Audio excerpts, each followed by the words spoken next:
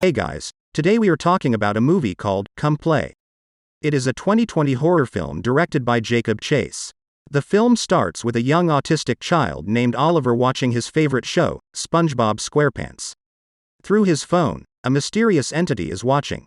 When Oliver isn't looking, his phone opens a story called Misunderstood Monsters, telling the tale of a creature named Larry who wants to be friends with whoever hears his story.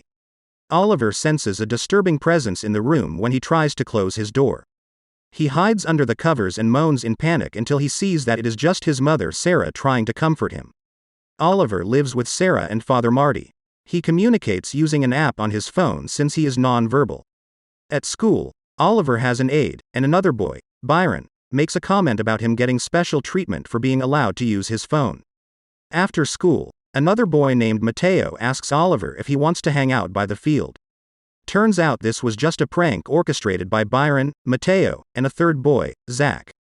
They make fun of Oliver's moaning sounds, calling him Moaner Boner, and they throw his phone away and push him to the ground before leaving. Oliver is left frantically looking for his phone until Sarah later finds him. Marty and Sarah take Oliver to a doctor that tries to help him communicate. Sarah personally expresses to Marty that she feels that Oliver hates her since he gets along better with Marty and cannot even look Sarah in the eyes. Marty later goes to his job as a parking garage attendant, when a figure outside appears to stand in the wind, with papers covering its invisible form. He brings back an iPad for Oliver to communicate with, but he is creeped out when the communication app starts speaking back to him, addressing itself as Larry and saying it wants to be his friend. Oliver throws the tablet into the closet.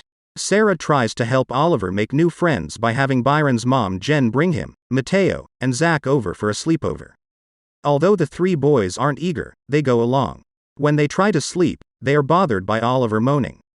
They notice him looking in the closet, and Mateo suggests he has a candy stash in there.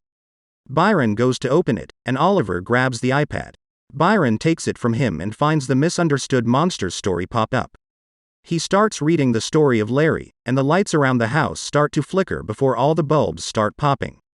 Through the tablet, they appear to see Larry's image lurking in the shadows.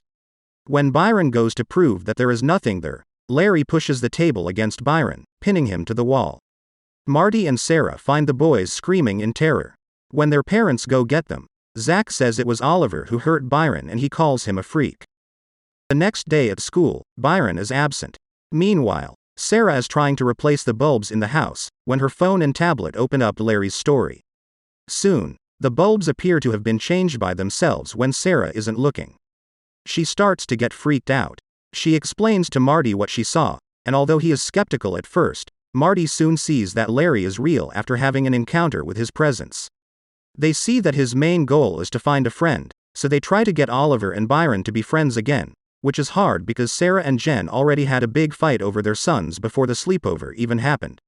Oliver is taken to Byron's house, where Jen says that the boy hasn't spoken or slept for days.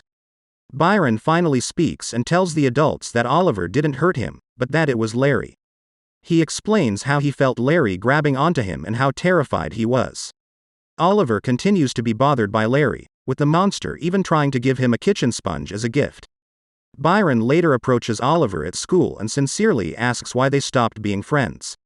There was an incident where Oliver hit Byron, and while their mothers argued over it, Byron says that he heard a message from Sarah that said Oliver told her she didn't want to be friends with Byron anymore. Oliver uses the app to say that it's a lie. At home, Marty and Sarah discuss what to do on how to keep Oliver safe from Larry. Oliver draws two pictures, one of himself, and another of Larry. He holds one in front of the other and up to the light to indicate to his parents that Larry is still stuck in his own world and uses lights as a means to try and cross over. At the parking garage, Marty is haunted by Larry when his story pops up and suggests that anybody who stands in Larry's way will meet their end. Marty sees through his phone that Larry is stalking him around the booth, so he makes a run for it and drives away as Larry starts to blow out the electricity around the area. Just when Marty thinks he is safe, he hears a thumping around the car, and he soon sees through the phone that Larry is sitting right next to him. Sarah gets a call and learns that Marty is in the hospital unconscious after crashing his car. She realizes Larry was behind it, and the TV starts flickering with random clips that Larry uses to send a message, "Finish the story." When Sarah refuses, the TV plays the ending of the story, being that Larry will not stop until he has his friend, and once you take his hand, there is no turning back, and an image is shown of Larry pulling a child into his world.